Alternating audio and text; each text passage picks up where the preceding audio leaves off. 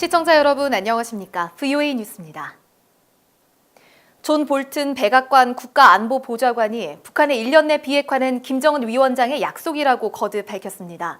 마이크 폼페오 장관의 4번째 방북을 앞두고 김 위원장에게 약속을 지키라고 촉구한 것이란 분석이 나옵니다. 김칸희 기자의 보도입니다.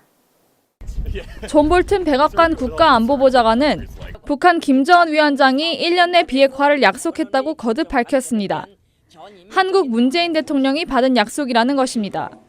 미 외교협회 스콧 스나이더 선임연구원은 볼튼 보좌관이 남북한 정상 간 대화 내용까지 공개하면서 북한의 비핵화를 거듭 압박했다고 분석했습니다. It references a prior conversation between North and South Korea. The administration clearly wants to see a commitment by North Korea to denuclearize in a fairly rapid sequence. 19일 ABC 방송 인터뷰에 나섰던 볼튼 보좌관은 한 발 더 나아가 김정은 위원장의 1년 내 비핵화 약속은 문재인 대통령의 제안에 따른 것이라고도 말했습니다. The one-year period that we've talked about from the point where North Korea makes the strategic decision to denuclearize is something that the North and South Koreans have already agreed to. 폼페오 장관의 방북에 앞선 볼튼 보좌관의 북한의 1년 내 비핵화 타임라인 언급은 김정은 위원장이 약속한 비핵화를 먼저 지켜야 북한의 요구사항을 수용할 수 있다는 뜻으로 해석됐습니다.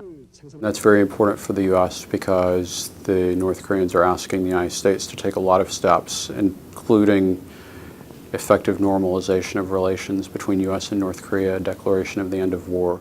이런 가운데 트럼프 대통령은 로이터 통신과의 인터뷰를 통해 북한이 비핵화에 대한 진전을 보이고 있다며 아마도 김정은 위원장을 다시 만나게 될 것이라고 밝혔습니다.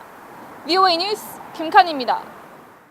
한국 정부는 한국에 반입된 북한산 석탄이 중개 무역에 따른 수수료조 현물이어서 은행 거래가 없었다고 밝혔습니다. 그런데 수수료를 발생시켰다는 원거래도 북한산 석탄이었다는 지적이 나왔습니다. 함지아 기자입니다. 한국관세청은 6차례에 걸쳐 한국에 반입된 북한산 석탄 약 3만 3천 톤은 중개무역에 따른 일종의 현물 수수료였다고 밝혔습니다. 수수료조로 석탄을 받았기 때문에 직접적인 대금 지급이 없었고 따라서 은행 거래도 없었다는 설명이었습니다. 그런데 수수료를 발생시킨 최초 거래 역시 북한산 석탄이었다는 지적이 나왔습니다. 심재철 한국 국회의원은 20일 이런 내용을 관세청으로부터 확인했다고 VOA에 밝혔습니다. 그렇다면 그 원거래가 무엇이냐, 어디와 어디가 어떤 물건을 주고받았느냐, 이런 부분 원거래에 대해서 말해달라. 심 의원에 따르면 한국 업자들이 거래한 북한산 석탄은 관세청이 발표한 3만 3천 톤보다 훨씬 많아집니다.